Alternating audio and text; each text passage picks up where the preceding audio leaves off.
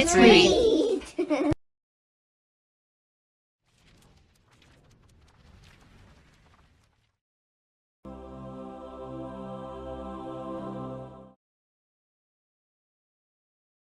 Chapter 6, The Journey into the Interior.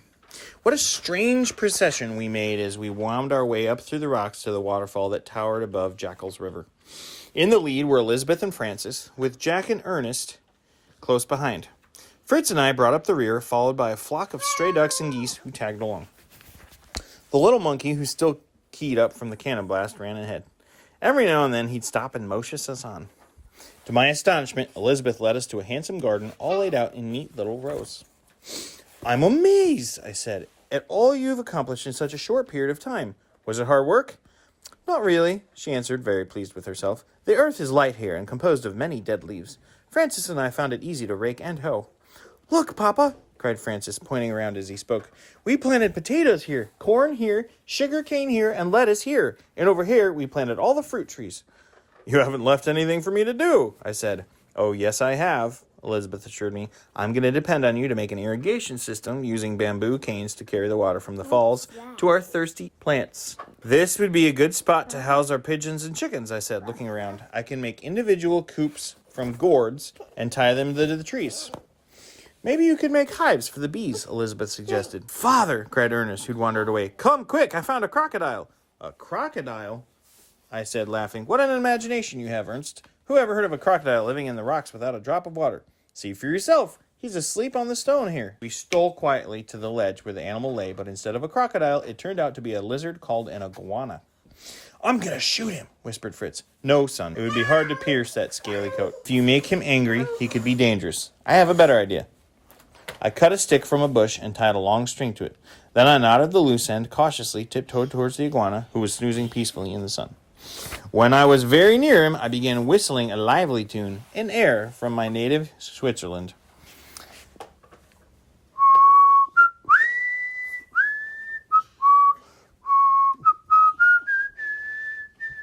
The creature smiled in his sleep. Suddenly he opened one eye and raised his head to hear the music.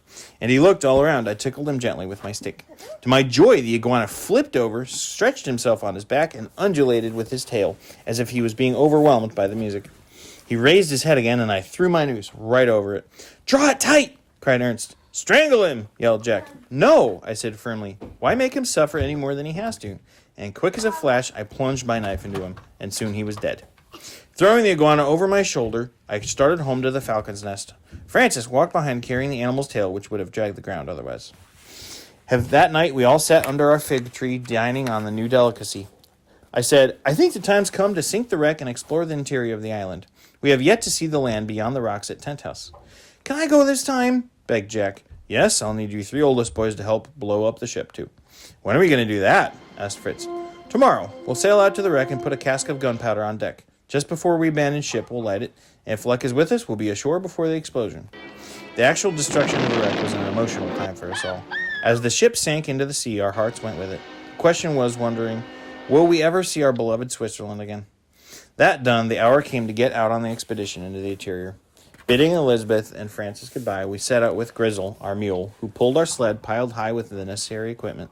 A tent, food, ammunition, and utensils. Turk and Flora came tearing after us. The land beyond Tent House was equally exotic as the side where we had settled. Our path led us through one forest after another of the most unusual trees we'd ever seen. I recognized the guava tree, whose fruit resembled the apple, and the cranberry toba, whose heavy berries formed candle wax when boiled. "Your mother is going to be delighted with our discoveries," I told the boys, as we roamed through some Indian rubber trees. I left a large gourd under one of the trees to catch its milky sap, and from this sap I would later make boots and shoes. "My, these acorns are sweet," said Jack, tasting the nuts of the stately oak. "And the beans from these cocoa trees are good, too," said Ernst, as he stuffed his pockets full. "We'll make a delicious chocolate drink." "You must come see this view," I called when we come out to the woods. In front of us was a magnificent bay that stretched far out to sea. "Now where is that Grizzle?" "He just took off through the bamboo trees," Ernst said. "And he was going as a fast gallop, too." "Well, we must go after him," I answered. But Grizzle was nowhere to be seen. Only his prints remained in the soil dirt. An hour later, we left the bamboo forest and came to a river, which we crossed. To our amazement, we found the prints of other much larger animals on the bank. "What could they be?" asked Jack. Let's follow them and find out, I suggested. Soon afterwards, we came to a great plain where we saw some tiny specks moving in the distance. As we drew closer, we realized they were animals the size of cows or horses. By George, they're wild buffaloes, I exclaimed. And as we approached, the buffaloes remained motionless, merely staring at us with their large round eyes. Those that were lying down rose lazily to their feet. Suddenly, our fearless dogs ran into their midst and attacked a young buffalo. At that same moment, I fired my gun, and the whole troop began to stampede. In no time at all, they were out of sight. Now we were left with only the young buffalo and his mother, whom I had wounded with my shot. Angry now, she stomped her hooves in the dust and bellowed loudly.